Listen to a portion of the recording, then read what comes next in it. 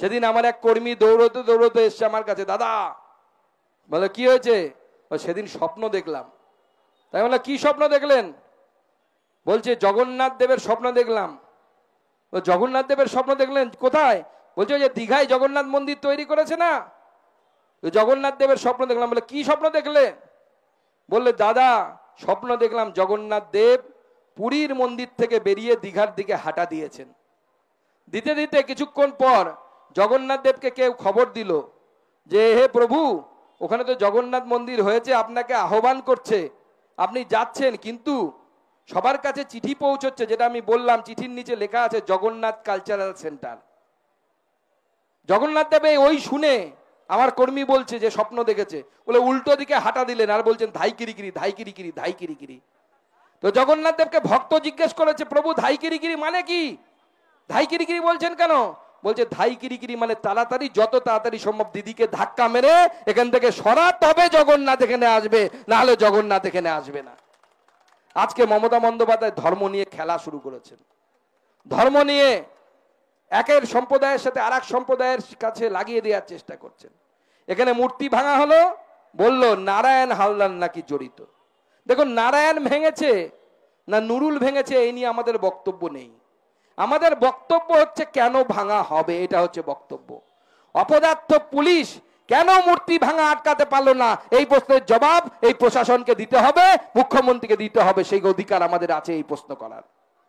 তারপরে কি ভাবলো, নারায়ণ হালদার নামটা যেহেতু হিন্দু আছে বলে দেয়া যাবে বিজেপি করে, বিজেপির নামে চাপিয়ে দেওয়া যাবে, খুব ভালো। হাটে হাড়ি ভেঙে দিল নারায়ণ হালদারের বাবা। কি টিভিতে দেখেছেন তো? কি বললেন নারায়ণ হালদারের বাবা? বললেন আমরা তো তৃণমূল করি, আমরা তো বিজেপি করি না। তা আমরা তৃণমূল করি, আর সে বলছে আমার ছেলে আরো 5 জনের সাথে ওখানে বসে হয়তো নেশা ভাঙ করছিল। আমি দেখেছি বক্তব্যটা, হয়তো নেশা ভাঙ করছিল। আমার প্রশ্ন, তাহলে শুধু নারায়ণ হালদার ঘটনাটা ঘটালো নাকি এই 5 জন মিলে ঘটিয়েছে? 1 জন কেন গ্রেপ্তার হলো? এই প্রশ্নের জবাব দেবেন না? নারায়ণ হালদারের বাবা লোকাল লোক সবাই জানে, আপনারাও খোঁজ নিয়ে দেখে নেবেন। নারায়ণ হালদারের বাবা মন্টুরাম পাখিরার অত্যন্ত কাছের লোক। তাহলে কি সত্যিকারের অপরাধীকে ধরা হয়েছে, নাকি মন্টুরাম পাখিরা কোন রকমে একজনকে মুরগি বানিয়ে বাঁচার চেষ্টা করছেন আর কিছু অপরাধীকে বাঁচানোর চেষ্টা করছেন?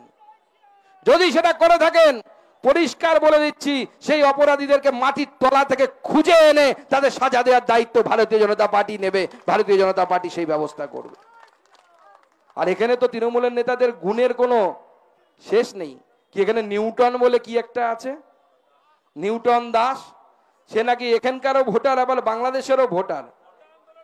আবার ওখানে গিয়ে শেখ হাসিনাকে সরানোর জন্য, যিনি ভারতের প্রতি বন্ধুত্বপূর্ণ ব্যবহার করতেন, তাকে সরানোর জন্য নাকি আন্দোলনও করেছে।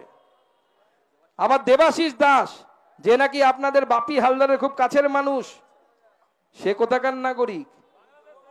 কোথায়? এখানে এসে তৃণমূল করবে। এবার দেখো, যদি এখানে থাকতে হয় ওই মোদির তৈরি করে দেয়া সিএ এর সাহায্য নিতে হবে, নাহলে বাংলাদেশে পালাতে হবে। ঠিক করে নাও কোনটা করবে। দেবাশিসের বউ আমার পঞ্চায়েত প্রধান, ওরে বাবা, সেও বাংলাদেশের নাগরিক। তাহলে খোঁজ নিয়ে দেখো তোমরা কে কে বাংলাদেশের নাগরিক আছে। আর নিয়ে এসে বলো যে হয় মোদিকে নামে জয়ধ্বনি দিয়ে সিএ তে অ্যাপ্লাই কর, নাহলে সোজা আমরা বাংলাদেশে পাঠানোর ব্যবস্থা করে দেবো। এখান থেকে রকেটে করে ছাড়বো, সোজা বাংলাদেশে গিয়ে পড়বি, ধপাস করে গিয়ে ওখানে পড়বি। ওখানে গিয়ে কোটা আন্দোলন করলি, কত কি করলি, এখানে আসার কি দরকার? ওখানে কোথাকে যেতিস? যারা ভারতবর্ষকে ভালোবাসে, ভারতবর্ষকে শ্রদ্ধা করে, ভারতবর্ষকে মাতৃভূমি মনে করে, তারা সবাই ভারতবর্ষে থাকতে পারে। সেই অধিকার ভারতের জনতা পার্টি, তাতে মর্ম প্রাণে বিশ্বাস করি আমরা, সে যে ধর্মের হোক, যে জাতির হোক। কিন্তু আপনারা যদি ভাবেন ভারতবর্ষে থাকবো, ওই পার থেকে ডেঙিয়ে চলে আসবো, আর এ পাশে এসে মমতা বন্দ্যোপাধ্যায়ের তাবেদারি করবো, তাহলে পরিষ্কার বলে দিচ্ছি, এই দেশে থাকার ব্যবস্থা হবে না। সিএও অ্যাপ্লাই করতে হবে না, যান সোজা বাংলাদেশে গিয়ে ওখানে গিয়ে মোহাম্মদ ইউনূসের সাথে কোলাকুলি করুন, আমাদের কোনো আপত্তি থাকবে না।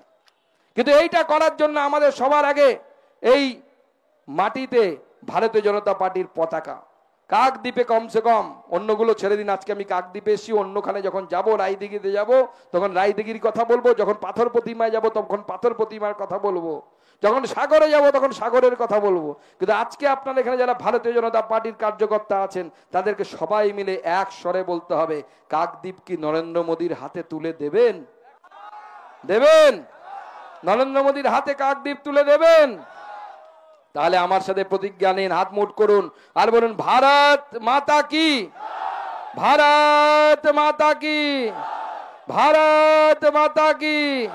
মহান দেশের মহান নেতা নরেন্দ্র মোদী জিন্দাবাদ, নরেন্দ্র মোদী জিন্দাবাদ। মহান দেশের মহান নেতা নরেন্দ্র মোদী জিন্দাবাদ। জেপি নাড্ডা জিন্দাবাদ, জেপি নাড্ডা জিন্দাবাদ। অমিত শাহ জিন্দাবাদ, অমিত শাহ জিন্দাবাদ। ভারত মাতা কি, ভারত মাতা কি। মা কালীর মূর্তি ভাঙা হলো কেন? পুলিশ প্রশাসন জবাব চাই, জবাব দাও। মা কালীর মূর্তি ভাঙা হলো কেন? পুলিশ প্রশাসন জবাব চাই, জবাব দাও।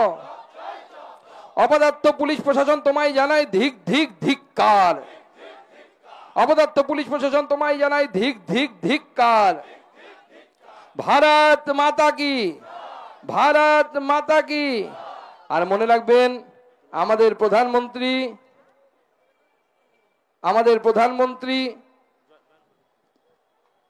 একটা স্লোগান দিয়ে গেছেন লাস্ট যে সভা, সেই সভাতে, বাঁচতে চাই, বাঁচতে চাই, বাঁচতে চাই, বাঁচতে চাই, দুর্নীতিমুক্ত সরকার করতে। তাই আগামী 26-এ ভারতীয় জনতা পার্টির সরকার গঠন করুন। আমরা একদম সলিড প্রশাসন। কেমন প্রশাসন জানেন? আপনাদের এখানে রাস্তায় গেলে আপনাদের বিধায়ক সাংসদদেরকে লোকে চোর বলে। সুকান্ত মজুমদার দুবারের সাংসদ, বুক ঠুকে বলতে পারি, প্রমাণ করা তো ছেড়ে দিন, কেউ আমার এলাকায় গিয়ে যদি বলে সুকান্ত মজুমদার কারো কাছ থেকে চেয়ে 5 টাকা নিয়েছে, সুকান্ত মজুমদার রাজনীতি থেকে বিশ্রাম নিয়ে নেবে, রাজনীতি আর করবে না। বুক ঠুকে আমরা রাজনীতি করি, নরেন্দ্র মোদী আমরা চালা, আমরা সেইভাবে রাজনীতি করি। আজকে ভারতীয় জনতা পার্টিতে তৃণমূল থেকে কয়েকজন যোগদান করবে। আমি এখানকার জেলা সভাপতিকে বলবো আমার উপস্থিতিতে তাদেরকে যোগদান করানোর জন্য। তৃণমূলের দীপঙ্কর হালদার, মথুরাপুর 1 নম্বর ব্লকের কৃষ্ণচন্দ্রপুর অঞ্চলের প্রাক্তন খাদ্য কর্মাধ্যক্ষ রায়দিঘি মন্ডল 6, তাকে বলবো আমাদের জেলা সভাপতির হাত ধরে জয়েন করার জন্য। আপনাদের সকলকে আরো একবার আমি নমস্কার জানাই, ধন্যবাদ জানাই। সবাই খুব ভালো থাকবেন, ধন্যবাদ।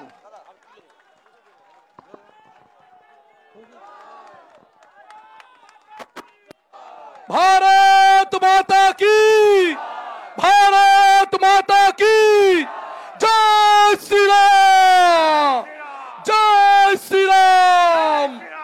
बीजेपी जिंदाबाद, দেশের সাথে মানুষের সাথে বিজেপি লড়ছে, লড়বে। দেশের সাথে মানুষের সাথে বিজেপি